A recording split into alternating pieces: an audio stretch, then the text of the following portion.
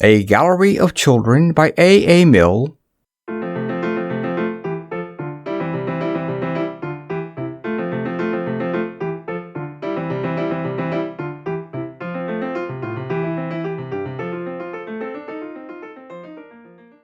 Chapter 1. The Princess and the Apple Tree. Once upon a time there was a beautiful princess who loved all lovely things, and most she loved the flowers and the blossoming trees in her father's garden. Now there was a humble man called Silvio, whose business it was to tend the flowers and the trees in the king's garden, and to him also they were a never-ending happiness because of their beauty. So it was that their love for lovely things drew them together, and Silvio loved the princess, and sometimes they walked hand in hand together. But the king was angry, for it was in his mind that the princess should marry a greater man than this. And he came upon Silvio in the garden and commanded him to leave that country and never to be found there again. And Silvio said, "How can I leave the garden which I love?" Whereupon the king laughed and said, "Stay then," and touched him with his wand which he carried, and in a moment there was no Silvio there, but only another apple tree in the garden. For the king of that country was a great magician, and many were afraid of him. The days went by, and still the princess sought Silvio in the garden, but he did not come. So she went to her father the king, and asked of him, and the king laughed and said, "He was pruning an apple tree. I did not like the way he pruned it. He will never come back." Then the princess said, "Which was the tree he was pruning?" And the king led her to the window and showed her the tree. And the princess was astonished, for she did not know that there had been an apple tree there. And when she was alone, she went to the apple tree, saying, "It is the last thing which he touched."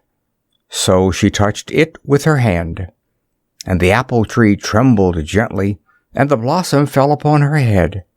So it was on the next day, and the next. And summer came, but Silvio did not come, and autumn came, and still she thought of Silvio. One day, while she was beneath the apple tree, she cried out suddenly, "Oh, Silvio, let me not forget you." And the tree shook, and an apple fell into her lap. The princess took a little silver knife and peeled the apple, so that the peel was unbroken, and she threw the peel over her shoulder, saying, "See whom I love." And she looked behind her, and there was the letter S upon the ground. So it was upon the next day, and the next. And upon the fourth day she took an apple from another tree, and the peel broke beneath her knife. And she picked a second apple, and the peel fell in this shape or that, whereupon she went quickly back to her own tree. And always an apple fell into her lap, and always it told her that it was Silvio whom she loved. There came a day when there was only one apple upon the tree. Then she was afraid, for she said, "How shall I know whom I love when the tree is empty?" So she went near to it. Very close then she felt to Silvio, and he to her. And suddenly she stretched out her arms and said, Apple tree, you have seen whom it is that I love. Send him back to me." And she put her arms round the tree and clung to it, crying, "Comfort me." And it moved within her arms, whereupon she was frightened and drew her arms away, putting her hands before her eyes. And when she opened her eyes, there was Silvio waiting for her, a golden apple in his hand. But there was no apple tree. Then Silvio said to the princess, "Whom is it that you love?" And she said, "Silvio." So they kissed each other. And the king, seeing them from his window, said, "Let him marry her, for he is a greater man than I." So they were married, and lived happily ever afterwards, walking in the garden together, hand in hand. This is the story which the eldest Vanderdecken girl read aloud underneath the umbrella tree. And they said, "Now read us another."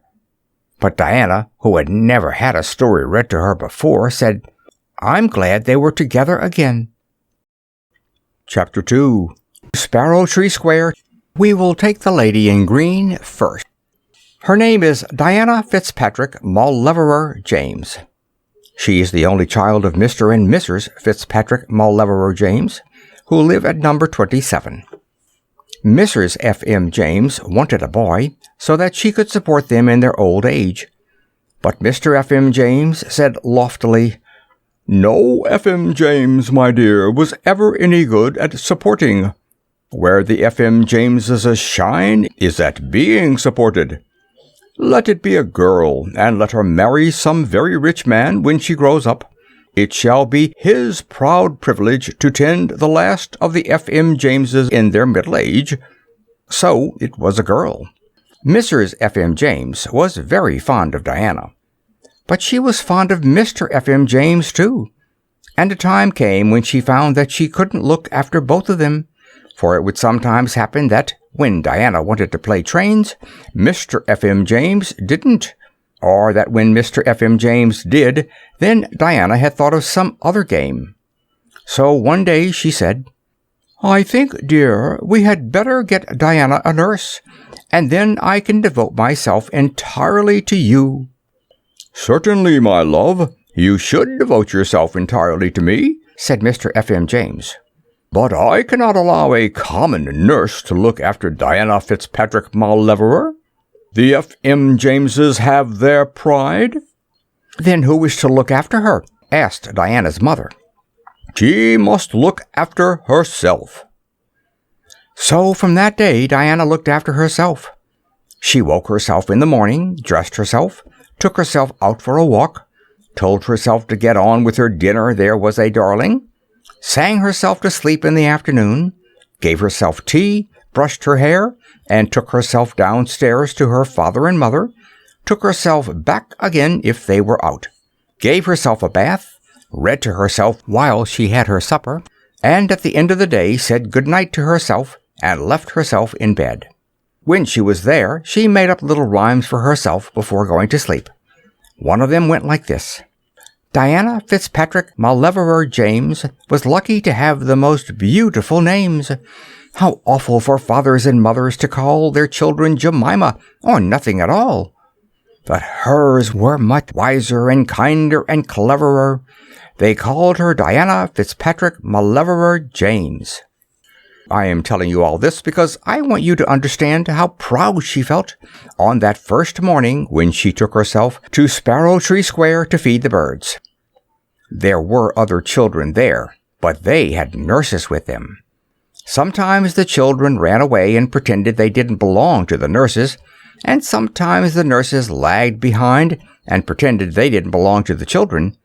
But Diana Fitzpatrick Mauleverer James knew. She was the only entirely all by herself person there. And she had given herself a bag full of bread crusts to feed the sparrows with, and she had let herself wear the green coat with fur trimmings, and she was utterly and entirely happy. She nodded to William and Wilhelmina Good, who were walking up and down in a very correct way. William in green, too, and Wilhelmina, who had been growing rather quickly lately, in blue. She laughed like anything at a little boy who was trying to count the sparrows, and kept making it 30 instead of 31, because one of them hid between his legs. How angry he was because he couldn't make it 31. Silly little boy. She bowed politely to the Vanderdecken girls, overdressed as usual, and agreed with them that it was a fine morning. They were feeding the sparrows too, but they just had little bits of bread which their nurses gave them out of their pockets. Not like Diana, who had her crusts in a real grown-up bag. Now then, the sparrows flew round Diana Fitzpatrick Mauleverer James and sat waiting for her. "All right, darlings," she said as she opened her bag. Oh dear, oh dear, oh dear! She had forgotten to put the bread crusts in. End of Chapter 2. Chapter 3. The Twins. They are twins, and their names are William and Wilhelmina Good. When Mr. Good was told about them, he lit a cigar and said, "I shall call the boy William after myself." And then he thought for a long time and said, "And I shall call the girl Wilhelmina after her brother." He threw his cigar away and went and told Mrs. Good, who had wanted to call them John and Jane. Mrs. Good said, "Very well, dear, but I don't like the name of William, and I shall call my dear little boy Billy for short." And Mr. Good said, "Certainly, my love, but if it comes to that, I don't much care about the name of Wilhelmina, not for shouting up the stairs with, so my dear little girl had better be called Billy, too." Mrs. Good said, "Very well, dear, but won't it be rather confusing?" And Mr. Good said, "No, dear, not to people with any intelligence." And he took out his watch at the end of its chain and swung it round and round and round, and looked at it and said, "My watch is a fortnight fast," and put it back in his pocket and returned to his library. The twins grew up, and they were so like each other that nobody knew which was which. Of course, they ought to have had their names on their vests, William Good, Wilhelmina Good, but Nurse made a mistake about this. She brought the tape and marking ink, and she wrote the names, and she stitched them on, and when all the vests were marked, she showed them proudly to Mrs. Good. And then it was discovered that by an accident she had marked them all Billy Good. When Mr. Good was told about this, he lit a cigar and said, "Have people no intelligence at all? Next year, when they have grown out of these vests, I will mark the new ones myself." So next year he marked them all, in very neat printing, W. Good. Luckily, by this time, Wilhelmina's hair had begun to curl. Every night, Nurse spent 10 minutes with a wet comb, combing it round her finger. William's hair curled naturally, too, but not so naturally as this, and in a little while you could tell at once which was Wilhelmina and which wasn't. If you will look at the picture, you will see how right I am about this. Mr. Good always says that he and I are the only people of any real intelligence left in the world, and that I am not what I was. However, I do my best, and I know I am right about this. The one with the curly hair is Wilhelmina. One night when they were fast asleep like good children, Wilhelmina said, "I'm very clever. I can hear in the dark. I'm so clever." "I'm as clever as anything," said William. "I'm too clever." "I can hear snails breathing," said Wilhelmina. "I can hear snails not breathing," said William. Wilhelmina thought again. "I can hear somebody out of the window calling Billy," she said. "I told him to do it," said William. "I'm going to see what he wants," said Wilhelmina. "Yes, I am," said Wilhelmina. "Shall I?" said Wilhelmina. "I think he meant you," said Wilhelmina. "He meant you," said William. "He says it in a different sort of voice when he means me." "You're afraid to go," said Wilhelmina. "I'm not afraid, but he gets very angry when the wrong person goes." "He has a long red cap with a tassel on it," said Wilhelmina. "He has a long beard and green stockings," said William. "I'm going to see him," said Wilhelmina firmly. "So am I going to see him." "I'll go if you'll go." "I'll go if you'll go." "Let's both go." "Yes, let's both go." Very unwillingly they got out of bed and stood hand in hand on the nursery floor. "I can't hear him now," said Wilhelmina hopefully. "Nor can I can't hear him," said William at once. "Yes, I can," said Wilhelmina unexpectedly, "because I'm so clever I hear so well." "So can I," said William quickly. They moved a little closer to the window. "Does he get very angry if it's the wrong person?" asked Wilhelmina. "He doesn't know because his face is turned the wrong way round, so he's never quite sure." "I knew his face was the wrong way round," said Wilhelmina hurriedly, "but I thought perhaps he had an ugly man with him to tell him." William wondered anxiously what an ugly man was. So did Wilhelmina. "No," said William, "he hasn't, not this one." "I'm not afraid," said both together. Tremblingly they pushed open the window and leant out. End of Chapter 3. Chapter 4. Miss Waterlow in Bed. This is Miss Waterlow in bed. Mrs. Waterlow is kissing her good night and saying, "God bless you and keep you, my darling, darlingest, my sweetheart, my little baby one." Miss Waterlow gives a little faraway smile. She is thinking, "I know a funny thing to think when I'm alone." Mrs. Waterlow is looking at her as if she could never stop looking, and saying, "Thank you, and thank you, God, for giving me my darling, darlingest. You do understand, don't you, that it doesn't matter what happens to me, but oh, don't let anything terrible happen to her." Miss Waterlow is thinking, "I shall pretend I'm big as the moon, and nobody can catch me. I'm so big. Isn't that funny? Good night, beloved. Sleep well, my darling, darlingest." Miss Waterlow is remembering something very beautiful, but it all happened so long ago that she has forgotten the beginning of it before she remembers the end. "Oh, my lovely, when you look like that, you make me want to cry. What are you thinking of, darlingest?" Miss Waterlow won't tell. Yet perhaps for a moment Mrs. Waterlow has been there too. "God bless you, my lovely," she says, and puts out the light. Miss Waterlow is alone. Miss Waterlow at this time was 1. It is a tremendous age to be, and often she would lie on her back and laugh to think of all the babies who were none. When she was 6 months old, Mr. Waterlow, who was a poet, wrote some verses about her, and he slipped them proudly into Mrs. Waterlow's hand one evening. Owing to a misunderstanding, they were used to wedge the nursery window, which rattled at night, and though they wedged very delightfully for some time, Mr. Waterlow couldn't help feeling a little disappointed. Mrs. Waterlow was, of course, as sorry as she could be when she understood what had happened, but it was then too late. As Mr. Waterlow said, "Once you have bent a piece of poetry, it is never quite the same again." Fortunately for all of us, 2 lines at the end, torn off as to make the wedge the right thickness, have survived. They go like this: "She never walks and she never speaks, and we've had her for weeks and weeks and weeks." Now the truth was that Miss Waterlow could speak if she wanted to, but she had decided to wait until she was 1:15. The reason was that she had such lovely things to remember if only she could remember them. You can't talk and think.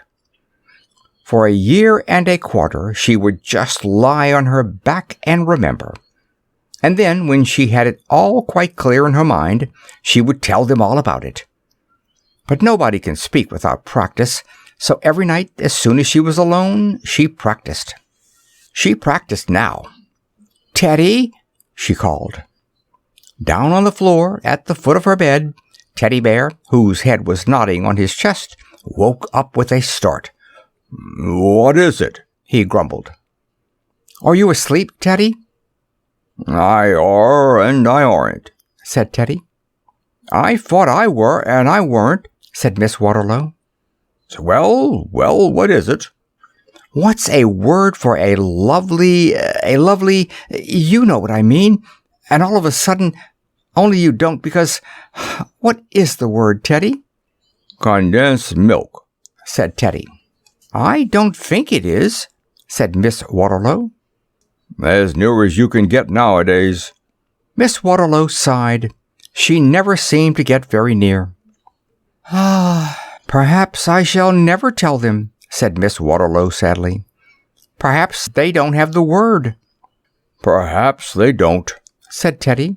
"It's a funny thing about them," he went on, waking up slightly.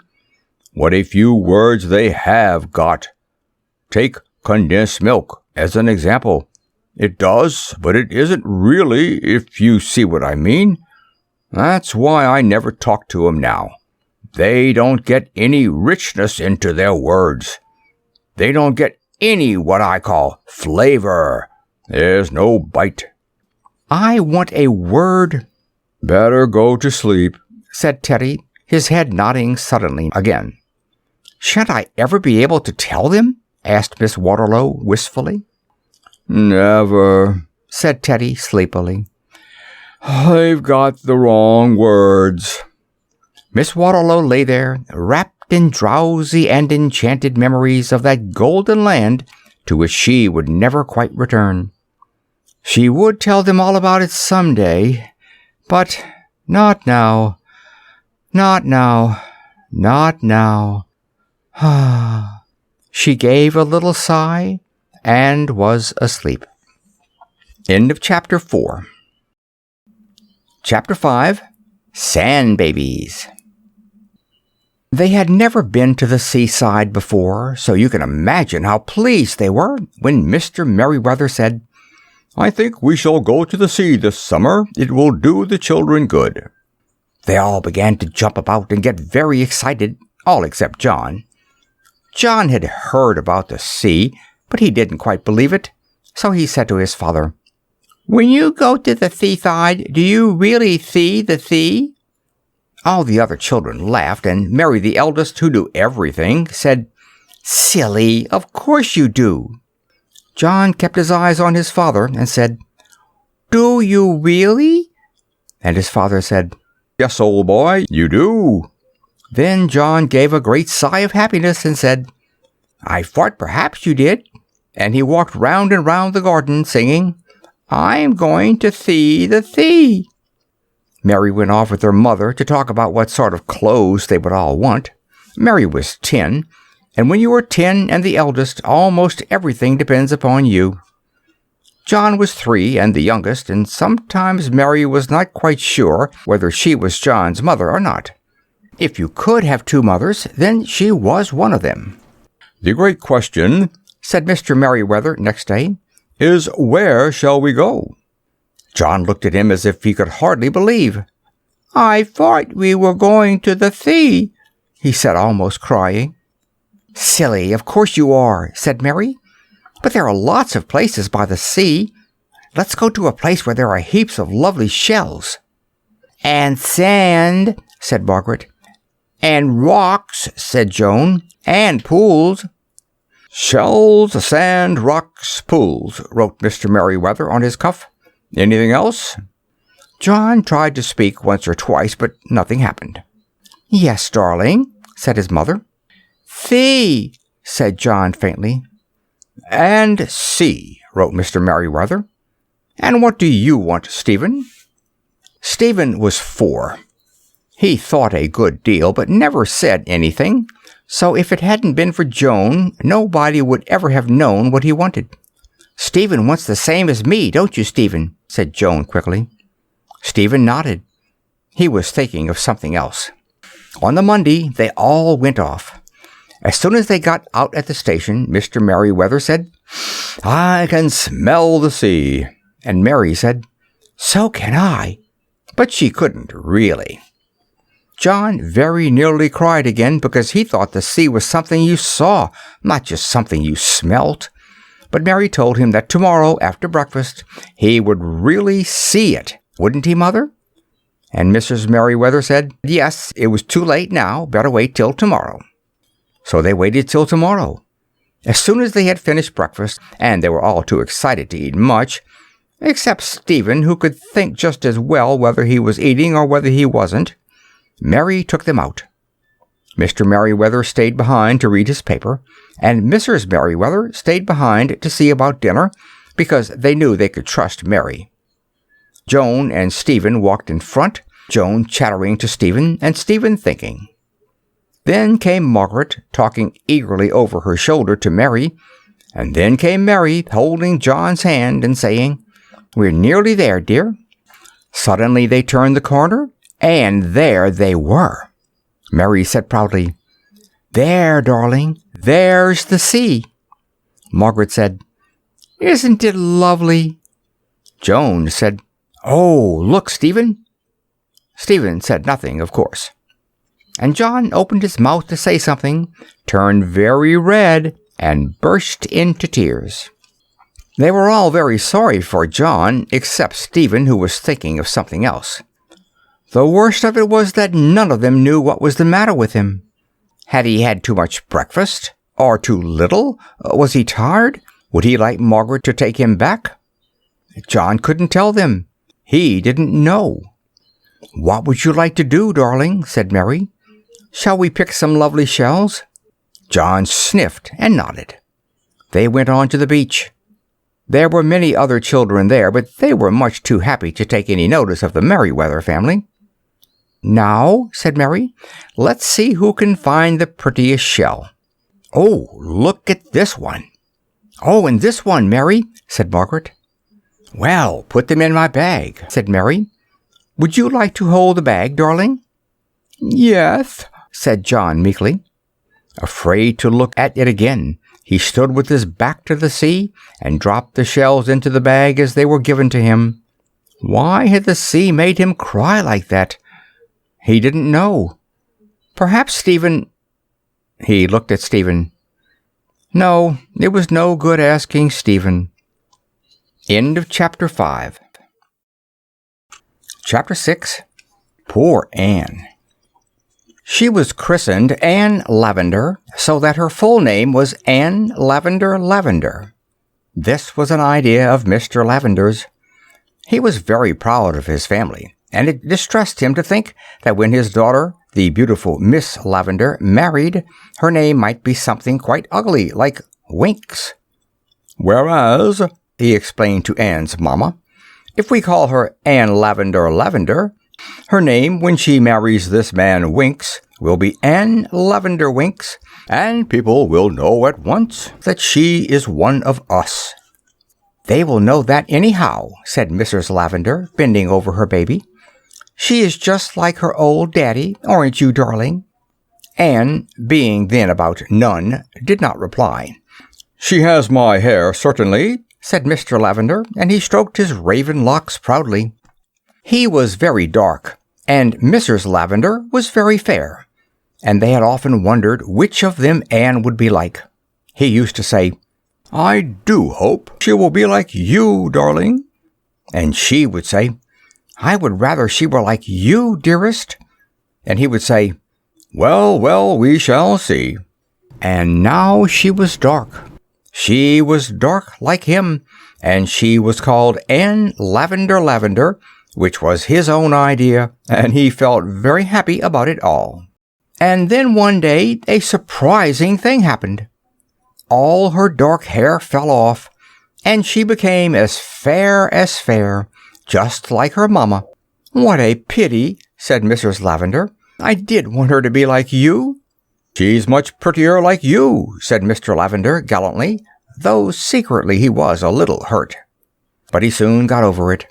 By the time Anne was 1 and a bit, he had decided that the only color for very small fat girls was fair.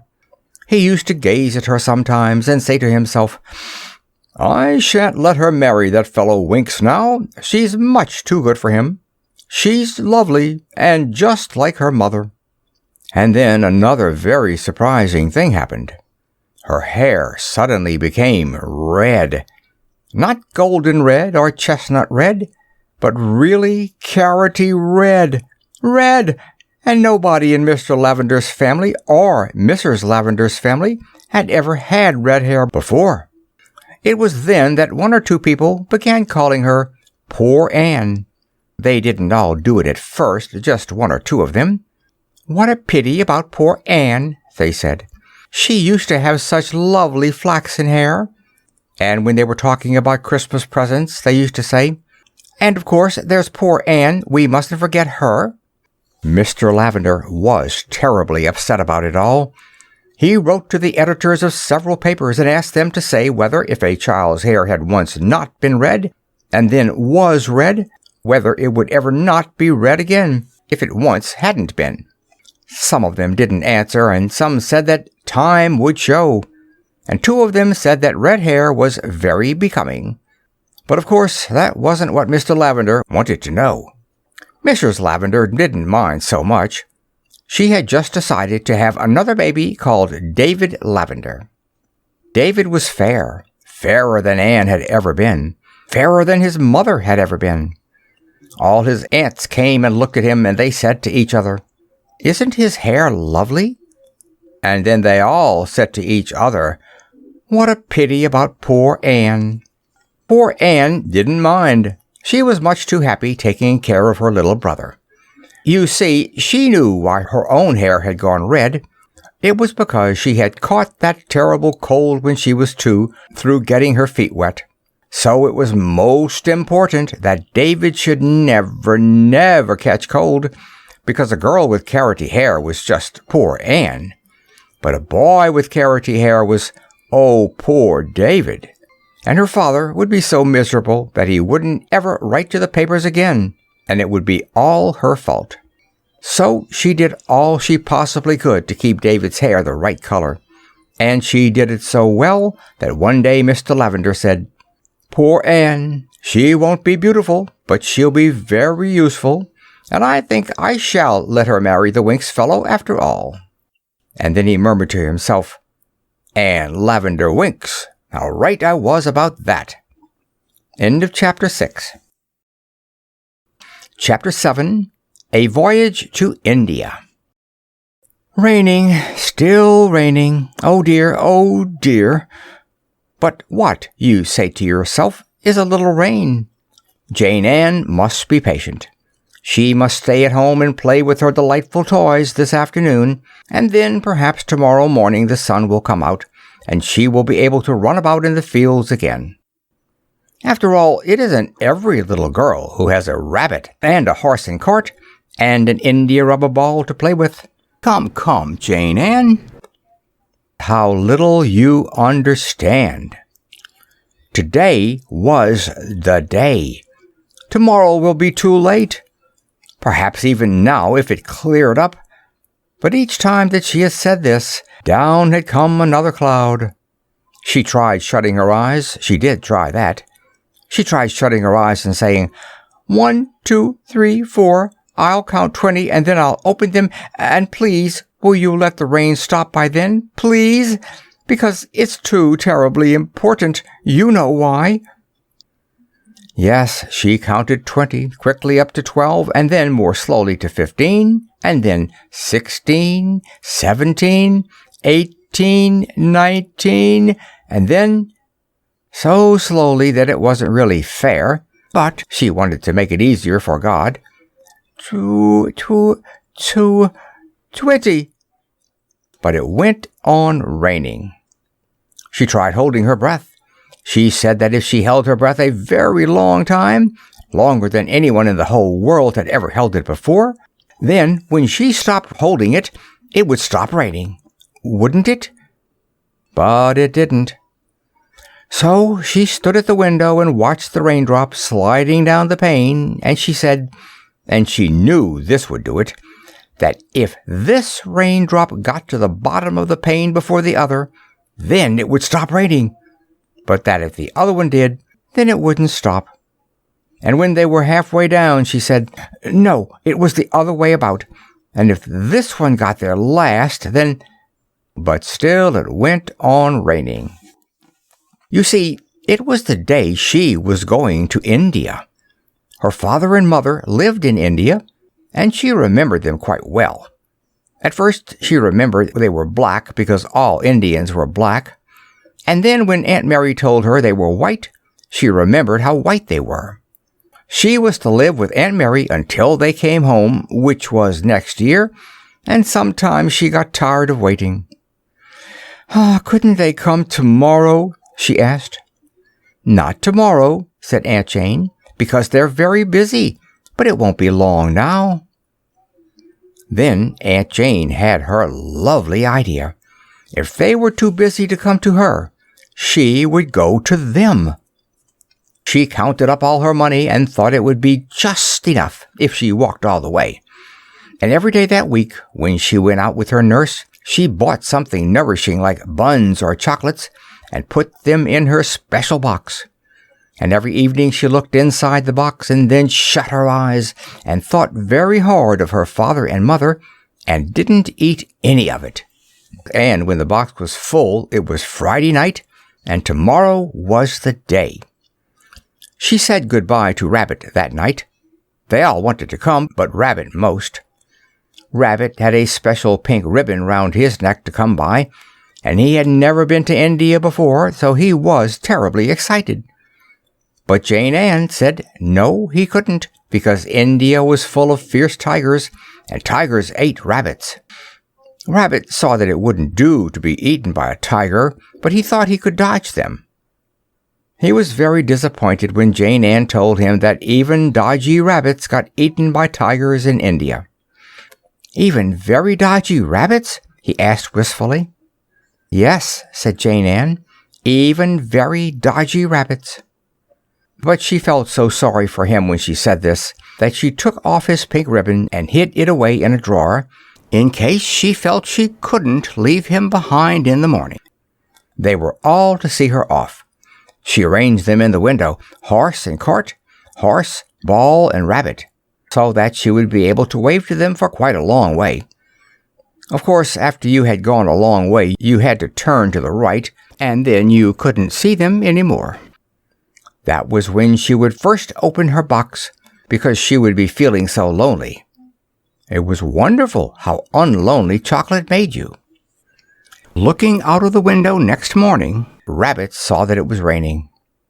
"Perhaps she won't go now," he said, and he was very excited. After breakfast, Jane Ann looked out the window, too. "It will stop soon," she said cheerfully, and she stood there, waiting for it to stop. End of Chapter 7. Chapter 8. Barbara's Birthday. They are being photographed. Names reading from left to right: Susan, Henry Dog, Barbara, Mrs. Perkins, Helen. Of course, they are not really being photographed, but Helen said, "Let's pretend that we are and that it's going to be in the papers tomorrow." So she put one hand on Mrs. Perkins to show how fond she was of the cat, and took the other one off the table to show how well brought up she was, and said, "Go." Well, you see what happened. Susan and Barbara weren't ready for it. They were both eating, and both had their elbows on the table. It would be a terrible thing if the photograph came out in the paper like that. Couldn't the man take another one? Helen said no, it was the last one he had. He had been taking photographs all the day of scenes in the village on the occasion of Miss Barbara's 6th birthday, and he only had 2 left when he came to the house. One was a corner of the stables taken from the north side of the lake, and the other was Miss Barbara entertains a few friends to tea, reading from left to right. Barbara said, "Oh." Susan said, "Well, I don't mind, because it's not my birthday." Helen said, "It was the man's fault for taking all those ones in the village." Susan said, "My birthday's on April the 15th, and I'm 5, and Henry's 3, and his birthday's the same day as mine. Isn't that funny?" And Barbara said, "Well, I know I'm 6. Then they all began to eat again. But if Barbara was 6, where was the big birthday cake with 6 sandals on it? Ah! You see, Barbara lived in a big town, and the doctor looked at her one day and said, Then he asked her to put out her tongue, and when he saw it, he said, "Tut, tut, tut." Then he put his fingers on her wrist and looked at his watch, and the watch was even worse than the tongue, for he said, "Come, come, this won't do." And just when Barbara was going to say, "Would you like to try my watch?" the doctor turned to Barbara's father and mother and said, "She wants a change." So it was decided that on Monday Barbara should take her nurse into the country for a change.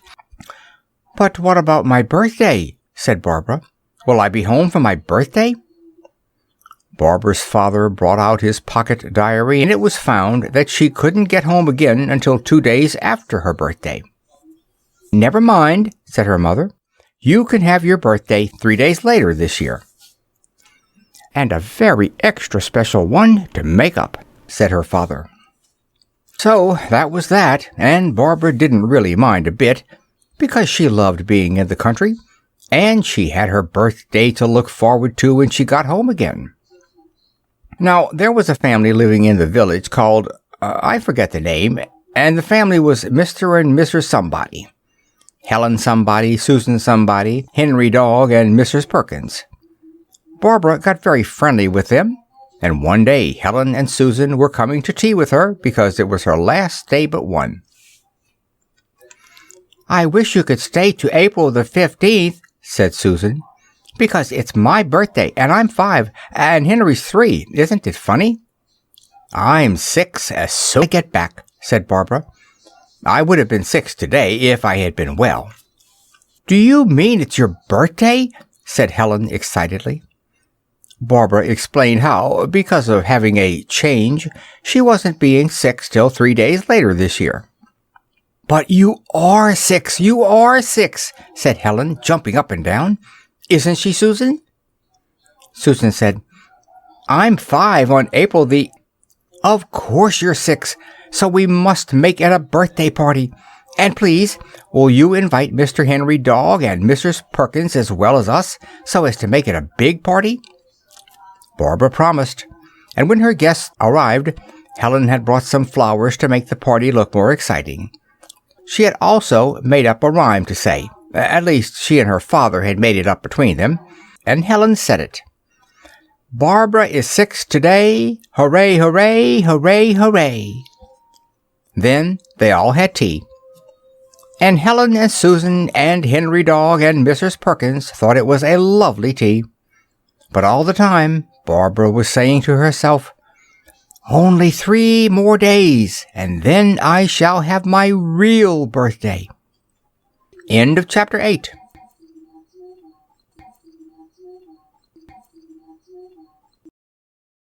Chapter 9. The Baby Show. Mr. Theophilus Banks was a very important man. His friends called him Theo.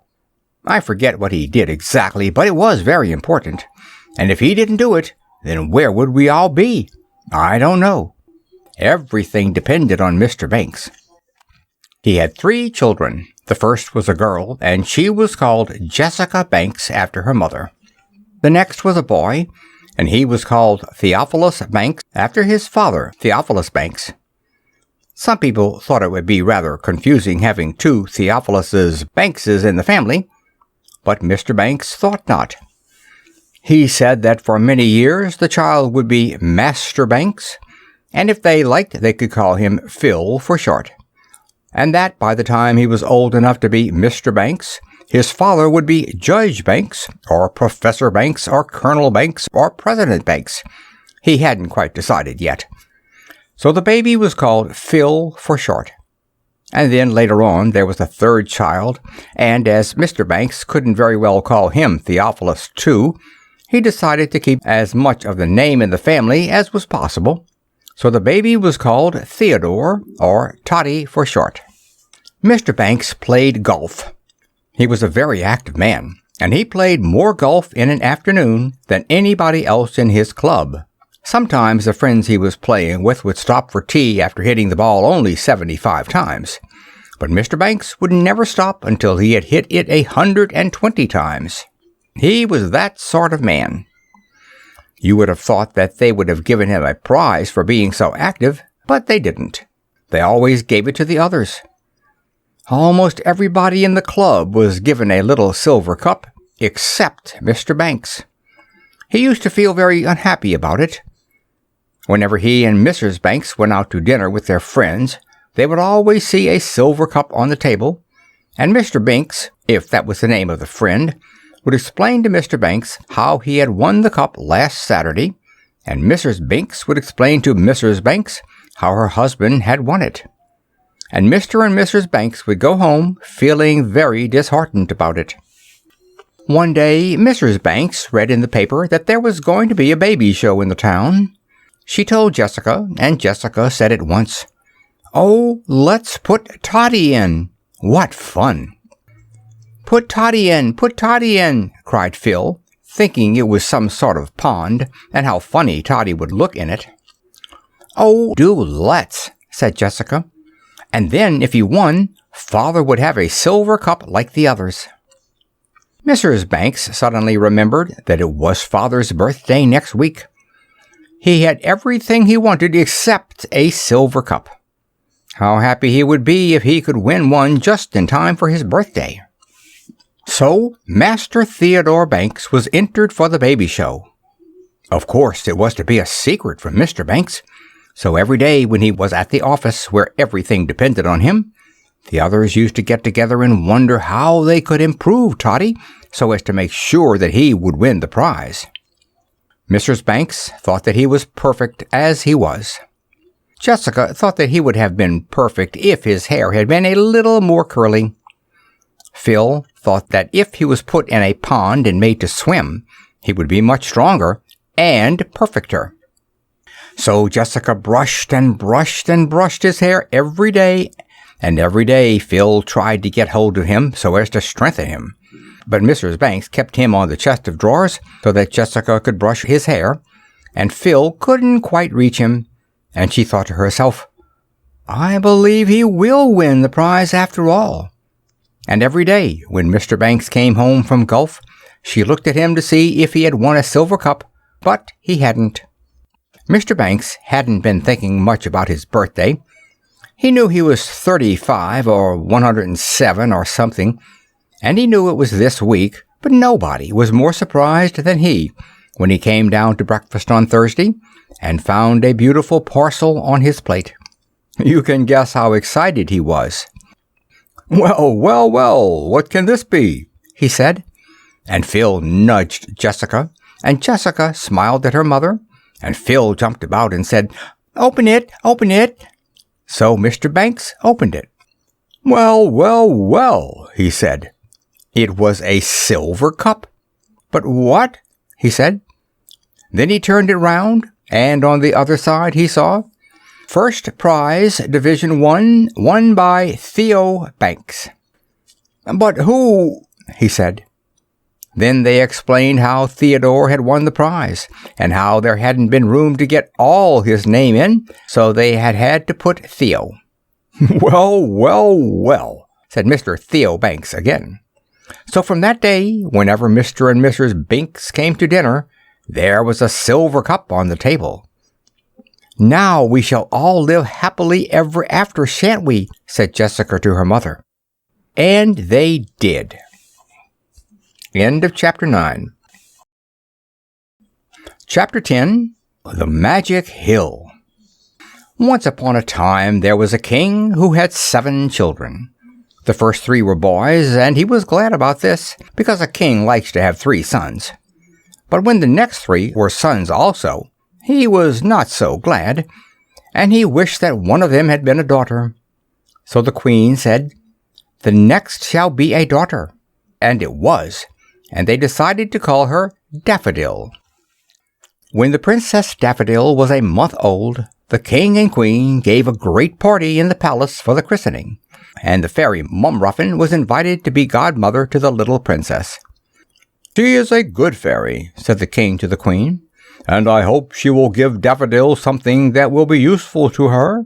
Beauty, or wisdom, or riches, or goodness," said the queen. "Or goodness, as I was about to remark," said the king. So you will understand how anxious they were when Fairy Mumruffin looked down at the sleeping princess in her cradle and waved her wand. "They have called you Daffodil," she said, and then she waved her wand again. "Let daffodil the gardens fill, wherever you go, flowers shall grow." There was a moment's silence while the king tried to think this out. "What was that?" he whispered to the queen. "I didn't quite get that." "Wherever she walks, flowers are going to grow," said the queen. "I think it's sweet." "Oh," said the king. "Was that all? She didn't say anything about—" "No." "Oh, well." He turned to thank Fairy Mumruffin, but she had already flown away.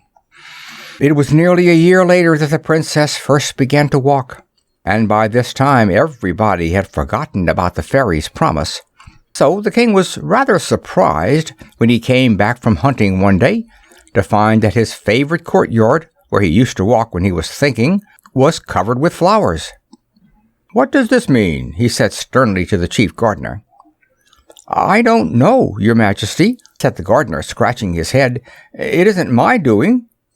"Then who has done it? Who has been here today?"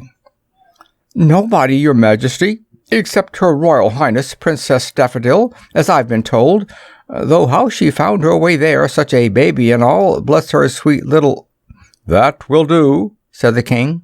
"You may go." For now he remembered. That was what the fairy Mum Ruffin had promised. That evening the king and queen talked the matter over very seriously before they went to bed. "It is quite clear," said the king, "that we cannot let Daffodil run about everywhere. That would never do. She must take her walks on the beds. She must be carried across all the paths. It will be annoying in a way, but in a way it will be useful. We shall be able to do without most of the gardeners." "Yes, dear," said the queen. So Daffodil, as she grew up, was only allowed to walk on the beds, and the other children were very jealous of her, because they were only allowed to walk on the paths, and they thought what fun it would be if only they were allowed to run about on the beds just once. But Daffodil thought what fun it would be if she could run about the paths like other boys and girls. One day, when she was about 5 years old, a court doctor came to see her, and when he had looked at her tongue, he said to the queen, "Her Royal Highness needs more exercise. She must run about more. She must climb hills and roll down them. She must hop and skip and jump. In short, your majesty, although she is a princess, she must do what other little girls do." "Unfortunately," said the queen, "she is not like other little girls." And she sighed and looked out of the window. And out of the window, at the far end of the garden, she saw a little green hill where no flowers grew. So she turned back to the court doctor and said, "You are right. She must be as other little girls." So she went to the king, and the king gave the Princess Daffodil the little green hill for her very own. And every day the Princess Daffodil played there, and flowers grew, and every evening the girls and boys of the countryside came and picked the flowers. So they called it the Magic Hill. And from that day onward, flowers have always grown on the Magic Hill, and boys and girls have laughed and played and picked them. End of Chapter 10. Chapter 11. The Three Daughters of Monsieur Dupont. When Monsieur Dupont was a Frenchman, he had 3 daughters, and their names were Anne-Marie, Thérèse, and La Petite Georgette.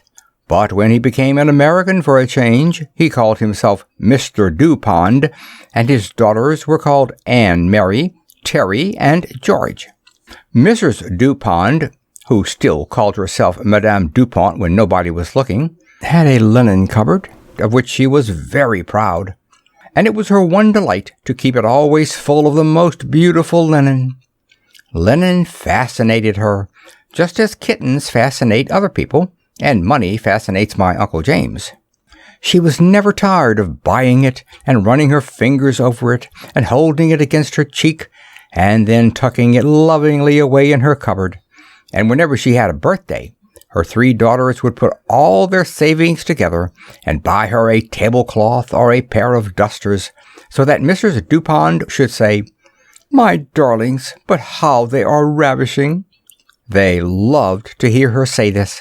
One day, Mrs. Dupont was not very well, and then there were more days when she was no better.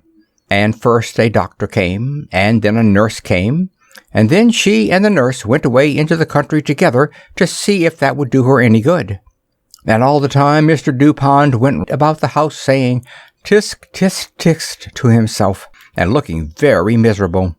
And Anne-Marie wrote to her mother every day to say that they were all getting on all right and did want her back so badly.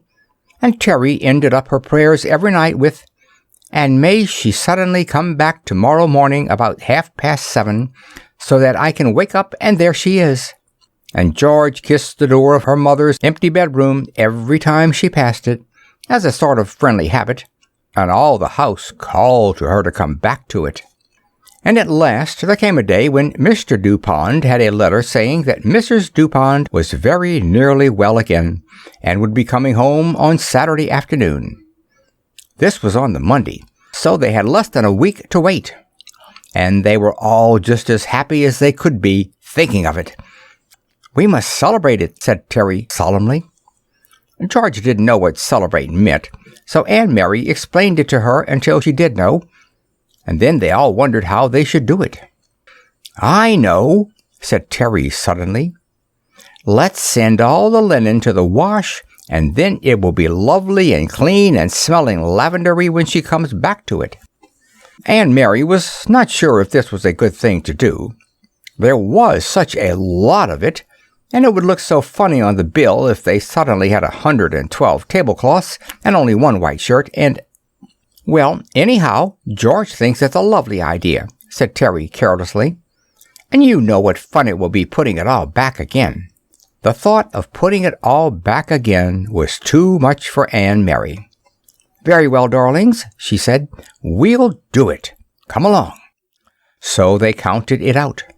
There were 112 tablecloths, 42 bath towels, 73 small towels, 26 pairs of sheets, 229 pillowcases, and more dusters than I can possibly put down here. And they all went to the laundry together.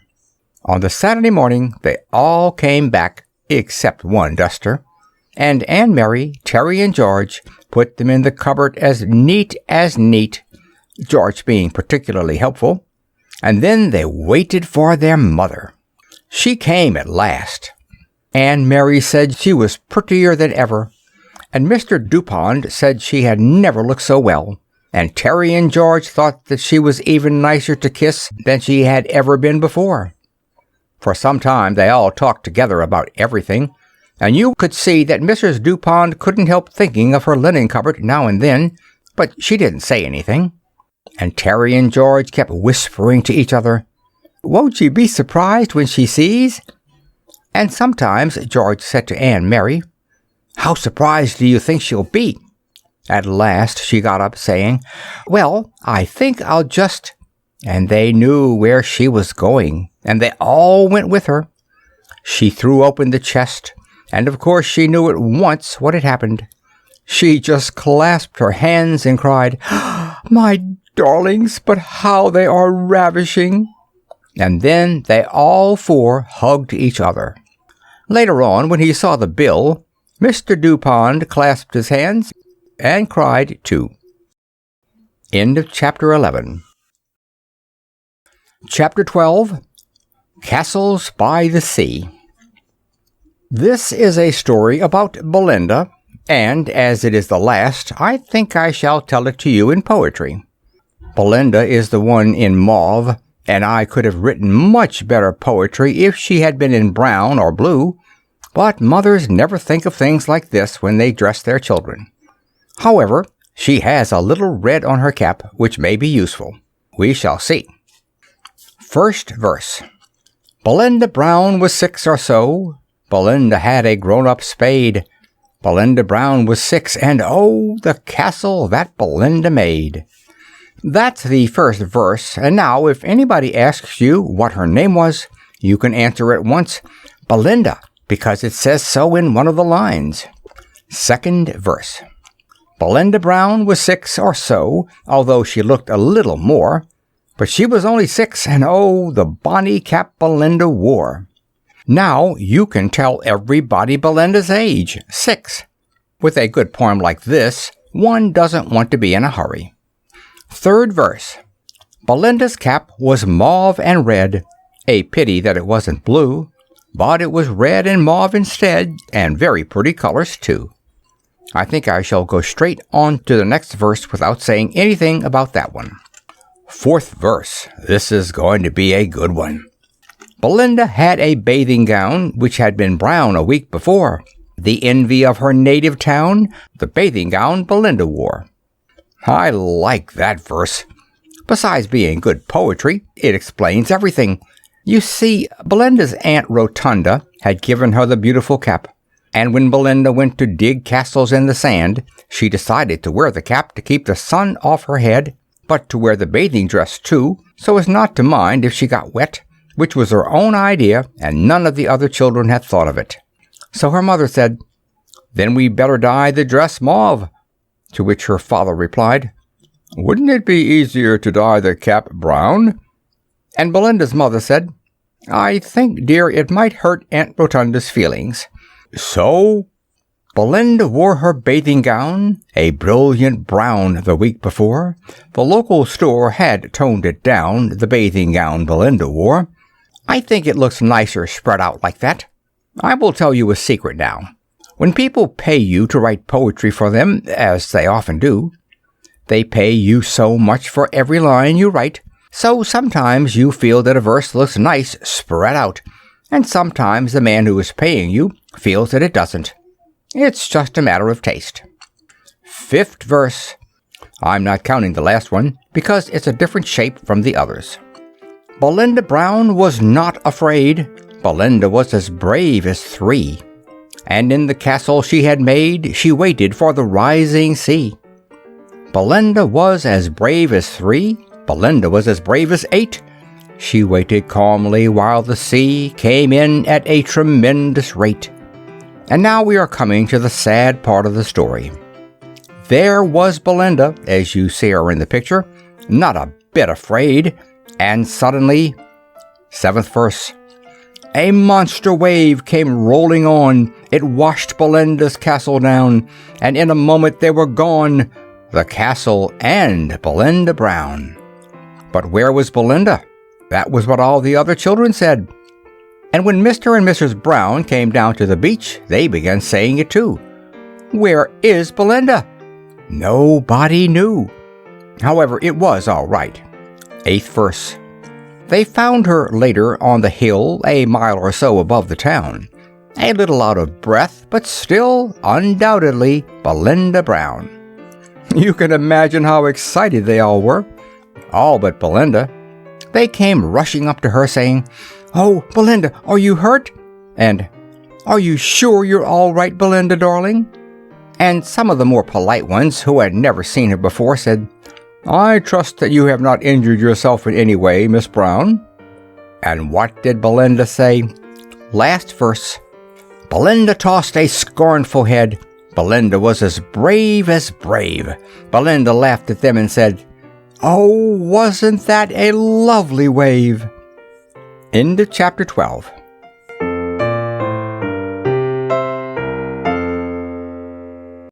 Hi, if you like this video, please give this a like and hit the subscribe button and click the bell icon to get notified whenever I release a new video.